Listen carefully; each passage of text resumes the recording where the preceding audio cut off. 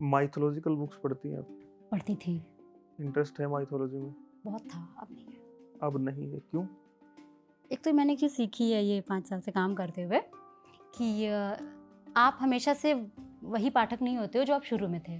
कभी भी कोई भी पाठक वही नहीं होता है जो शुरू में था। शुरू में था। आप हमेशा बदलते रहते हो, क्योंकि ऐसा नहीं है कि मैंने गुनाहों का देवता नहीं पढ़ा, कई बार पढ़ा, ठीक है, और खूब पढ़ पढ़ के आंसू बहाए, लेकिन अब वो मुझे नहीं पसंद है और मुझे ये कहने से कोई वो भी नहीं है। तो माइथोलॉजी भी एक टाइम पे बहुत मज़ा आया पढ़ने में, खूब पढ़ा है। और वाकई माइथोलॉजी तो ऐसे लिखी ही जाती है हमारे यहाँ कि आप तो छोड़ ही नहीं पाओगे किताब, आप पढ़ोगे, आपको जानना ही होगा। और वो मेरे साथ भी था और अभी भी अच्छी लिखी जा रही है। लेकिन मेरा इंटरेस्ट हट गया एकदम से, क्योंकि कहीं ना कहीं मैं ये महसूस करने लगी कि जो भी कुछ हम पढ़ रहे हैं सब एक कल्पना का हिस्सा है।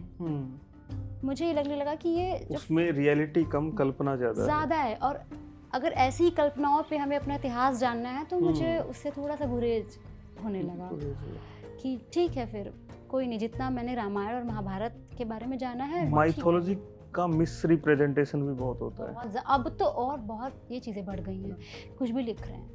अभी एक मूवी आई थी आदि पुरुष, हाँ, काफी क्रिटिसिज्म झेलना पड़ा। आपने देखी मूवी? नहीं, डायलॉग्स तो आपने सुने होंगे। बस सुने हैं। उसके जो राइटर हैं हाँ, वो अब भी अपनी गलती मानने को तैयार नहीं है। इतना मिस रिप्रेजेंट उन्होंने भगवान राम की इमेज को, हनुमान की इमेज को, पूरी कहानी को इस तरीके से रिप्रेजेंट किया है, जिस इंसल्टिंग वे में कहानी को कहा गया है। क्या ऐसा करना फ्रीडम ऑफ एक्सप्रेशन के नाम पे सही है? नहीं, बिल्कुल सही नहीं, बिल्कुल। आपको लगता है कि हमारी माइथोलॉजिकल चीज़ें जो हैं, जो हमारा माइथोलॉजिकल लिटरेचर है, उसके साथ छेड़खानी नहीं होनी चाहिए? मैं इस बात को या उसको अलग तरीके से रिप्रेजेंट नहीं किया जाना चाहिए? मैं इसको इस तरीके से समझती हूँ, यहाँ पे अगर मैं ये चीज़ हटा दूँ, क्योंकि मैं इसमें बहुत विश्वास नहीं करती, अगर मैं ये चीज़ हटा दूँ कि हमारे धर्म को ऐसे क्यों रिप्रेजेंट कर दिया, मैं इस तरह से कभी भी इस चीज़ को नहीं कह पाऊँगी, क्योंकि धर्म एक अलग मुद्दा है और ये सबके ये अलग अलग तरीके से जुड़ा हुआ है। मैं ऐसे कहूँ कि हमारा जो हिस्ट्री भी अगर रहा है, ठीक है, अगर हम उसमें से एक शब्द हटा भी दे तो भी हमारा जो इतिहास रहा है उसको भी आप गलत तरीके से क्यों रिप्रेजेंट करेंगे?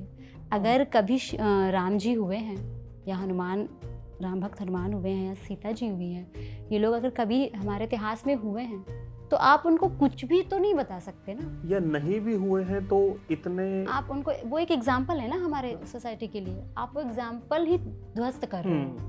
ये आप कैसे कर सकते हो? ये तो किसी का भी अधिकार नहीं हो सकता फ्रीडम ऑफ एक्सप्रेशन के नाम पे। जो लोग इस तरीके से मिस रिप्रेजेंट करते हैं वो ये नहीं समझ पाते कि रामायण का, रामचरितमानस का भारतीय समाज पे कितना बड़ा अधिकार रहा है, कितना असर रहा है।